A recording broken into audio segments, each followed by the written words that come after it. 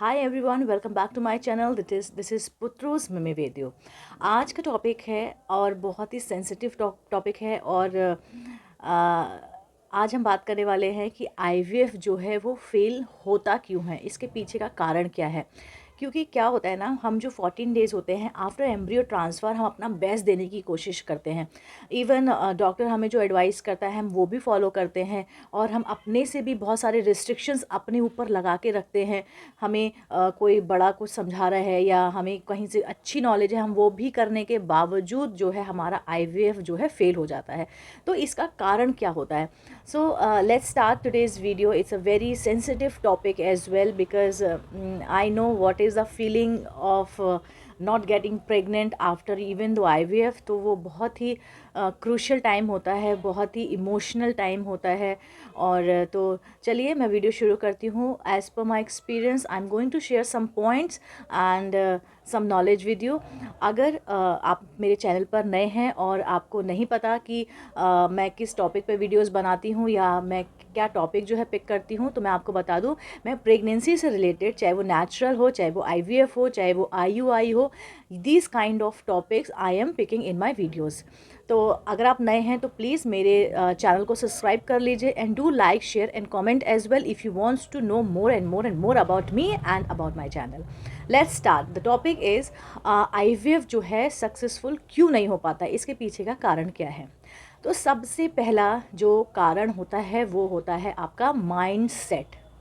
हम आईवीएफ कराने जाते हैं तो ऑब्वियसली हम नेचुरली काफ़ी बार, इवन दो आईयूआई भी हम काफ़ी बार हम ट्राई कर चुके होते हैं, जब हमें हर तरीके से और हर तरफ से हमें कामयाबी नहीं मिलती है, हमें सक्सेस नहीं मिलती है, then only we go for the IVF. तो हमारे ऊपर ऑलरेडी इतना प्रेशर होता है, हम अपने आप को इतना बाउंड्रीज़ में बांध लेते हैं, इतना हम बर्डन ले लेते हैं, स्ट्रेस ले लेते हैं और उम्मीदें पाल लेते हैं कि जो हमारे अंदर जो नेगेटिविटी होती है या हमारे अंदर जो एनर्जी होनी चाहिए है वो हमसे कनेक्ट नहीं कर पाती है। स्ट्रेस जो है बहुत ज़्यादा हमारे पे हावी हो जाता है, जिसकी वजह से मेन कारण है कि आपका हार्मोन्स जो है वो इनबैलेंस हो जाता है। This is the main and very big reason not getting IF procedure और IF done in a good way. ठीक है, अब बात करते हैं दूसरे रीज़न की। दूसरा रीज़न ये होता है कि आपने जो है अच्छा आईवीएफ सेंटर नहीं चुना होता है। कभी कभी क्या होता है, वहाँ पे doctors is very nice but वहाँ पर आपका फैसिलिटी नहीं है। फैसिलिटी इन टर्म्स कि वहाँ पर जो है आपका लैब नहीं है, और अगर लैब भी है तो वहाँ के जो टेक्नीशियंस हैं वो बहुत ज़्यादा एक्सपीरियंस नहीं है। तो ये जो कॉम्बिनेशन कभी कभी अच्छा नहीं बैठता कि हमें कभी डॉक्टर अच्छा मिल जाता है तो वहाँ पे लैब नहीं होता, अगर लैब भी होता है तो वहाँ पे टेक्नीशियंस अच्छे नहीं होते हैं। कभी कभी टेक्नीशियंस और लैब अच्छा होता है, हमारे डॉक्टर्स जो हैं इतने सीरियस नहीं होते हैं। तो this kind of things happen and that is the main and biggest reason IVF is not getting done properly and successful as well. तो हमें आईवीएफ कराने अगर हम जा रहे हैं, अगर हम इतना पैसा लगाने जा रहे हैं, तो do do do research and do ask people, take a feedback कि उन लोगों ने कितने बेबीज़ को अभी तक जन्म दिया है, हॉस्पिटल के डॉक्टर्स कैसे हैं, राइट, वहाँ पे टेक्नीशियंस कैसे हैं, वहाँ की लैब कैसी है। तो these kind of things also matter. Now we will talk about our food. कभी कभी सॉरी, इससे पहले मैं आपको बताऊंगी इसके बाद जो है जो मेडिसिन्स जो डॉक्टर हमें प्रिस्क्राइब करते हैं। तो कभी कभी क्या होता है, हम दवाइयाँ तो लेते हैं बट हमने उनका एक वो नहीं, रूटीन नहीं बनाया होता है, हमने उनका एक टाइम टेबल नहीं बनाया होता है, जिससे कभी कभी हमारी दवाइयाँ स्किप हो जाती हैं, या कभी कभी जो टाइम ड्यूरेशन होता है one medicine to another medicine वो काफ़ी लंबा हो जाता है या कभी कभी काफ़ी ज़्यादा शॉर्ट हो जाता है। तो प्रॉपर मेडिसिन हमारी बॉडी को, हमारी यूट्रस को, हमारे एम्ब्रियो को नहीं मिल पाती है। This is also the biggest reason not to getting pregnant through IVF as well. तो ये तीन बहुत बहुत बहुत बहुत बेसिक पॉइंट थे जो कि मैंने आपको बताया है। Whenever you will go for the IVF, prepare yourself as much as you can, because body आपकी है, एनर्जी आपकी है, यूट्रस आपका है, एम्ब्रियो जो है बनेगा वो आपके ही अंडे से बनने वाला है, उसमें आपका जो एग क्वालिटी होनी चाहिए वो बेस्ट से बेस्ट होनी चाहिए। और वो सब कैसे होगा, अगर आप खुश होंगे, अगर आप स्ट्रेस फ्री रहेंगे, आपकी बॉडी हेल्दी होगी, आप पॉजिटिव रहेंगे। ठीक है, खुश रहना आप मानिए आईवीएफ की जर्नी में सबसे ज़्यादा बेसिक और सबसे ज़्यादा इम्पॉर्टेंट पॉइंट होता है। डॉक्टर कितनी भी मेडिसिन दे देगा, डॉक्टर आपको इवन अंडर ऑब्जर्वेशन भी रख ले और अंडर ऑब्जर्वेशन भी आपको 14 डेज रखे, if you are not happy, if you are always in a stress, आप हमेशा कुछ ना कुछ सोचते रहोगे, तो आपका जो हार्मोन्स होता है वो आपका इम्बैलेंस हो जाएगा और इसकी वजह से आप कंसीव नहीं कर पाओगे।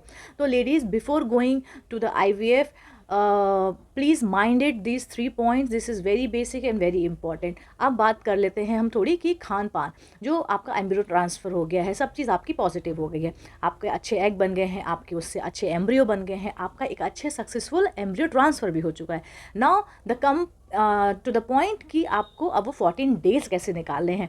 ये बहुत इंपॉर्टेंट होता है, काफ़ी लंबा टाइम होता है, 2 वीक इसको जो है 2 गोल्डन वीक्स भी कहा जाता है। ये जो 2 हफ्ते होते हैं, ये हमारी ज़िंदगी के सबसे सबसे ज़्यादा इम्पॉर्टेंट होते हैं। लाइक वो जो 14 डेज़ में आप अपना जितना ध्यान रख सकते हो थ्रू प्रेगनेंसी, आपको इतना टेंशन लेने की ज़रूरत नहीं है, इतना आपको प्रेशर नहीं होगा, इतना स्ट्रेस नहीं होगा, आप ऑटोमेटिकली खुश होने लगेंगे। लेकिन ये जो 14 डेज़ होते हैं, ये एग्ज़ाम के जैसे होते हैं कि जैसे हम एग्ज़ाम देते हैं, फिर हमें डर रहता है कि हम पास होंगे कि नहीं होंगे, पास भी हो जाएंगे तो हमारे मार्क्स कैसे आएंगे, है ना। तो this kind of things happen even though after transfer embryo. तो हमको बहुत ज़्यादा खुश रहना है, पॉजिटिव रहना है और हमें अपना खान पान जो है काफ़ी ज़्यादा अच्छा रखना है। खान पान में हमें कुछ भी ऐसा फैंसी चीज़ नहीं खानी है, हमें कुछ भी नया एक्सप्लोर नहीं करना है, या जैसे एग्जांपल अगर मैं आपको कुछ बताऊं और आपने कभी नहीं खाया है वो चीज़ और आप सोचो कि आपने वीडियो में तो सुना है लोग खाते हैं, वीडियो में तो देखा है लोग खाते हैं, don't do experiment during this 14 days. आप जो बेसिक खाना आप खा रहे हो घर में, आपको वही खाना है। आपकी जो प्लेट होनी चाहिए ना, वो कलरफुल होनी चाहिए, उसके अंदर फ्रूट्स भी होना चाहिए, उसके अंदर वेजिटेबल्स भी होना चाहिए, उसके अंदर चपाती भी होना चाहिए, उसके अंदर स्वीट भी होना चाहिए, आई मीन और आपके उसके अंदर आपका जो कर्ड हो गया, आपका लिक्विड भी आपको उतना ही कंज्यूम करना है। तो ये बहुत ही कॉमन चीज़ें हैं जो आईवीएफ में चाहिए हैं, लेकिन IVF need time and the patience, these 2 things also must.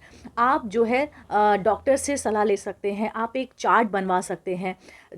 Doctor भी आपको सिर्फ 2-3 चीज़ कुछ होती हैं, जैसे आपका पाइनएप्पल हो गया, जैसे आपका पपाया हो गया, right, these kind of things doctor also advise कि not to eat during this even through pregnancy, ठीक है। और अगर मैं आपको पर्सनली कुछ बताऊं तो आप आप ब्रिंजल यानी कि जो आपका बैंगन होता है वो आप अवॉइड कीजिए। आप फ्रूट्स में जो हैं ग्रेप अवॉइड कर सकते हैं। एंड ट्राई, अगर आप एवोकाडो खाते हैं तो कोशिश कीजिए कि आप खा के देखें, मे बी आपको टेस्ट पसंद आए अगर आपने कभी नहीं खाया है, और अगर खाते हैं तो यू मस्ट ट्राई, उससे काफ़ी ज़्यादा आपको एम्ब्रियो इम्प्लांटेशंस में फ़ायदा होगा। और दूसरा चीज़ मैं बोलूँ, आप एप्पल खाओ। बेस्ट थिंग इज़ द अनार। अनार जो प्रोमोग्रेनेट होता है वो अगर आप रेगुलरली खाते हैं तो आपका ब्लड अच्छा होता है, ब्लड बनता है, तो हमारा जो यूट्रस होता है उसको ब्लड सप्लाई अच्छा मिलेगा, अच्छा उसको ब्लड मिलेगा, तो जो इम्प्लांटेशन होता है उसकी ऑटोमेटिकली सक्सेस रेट जो है हाई हो जाते हैं।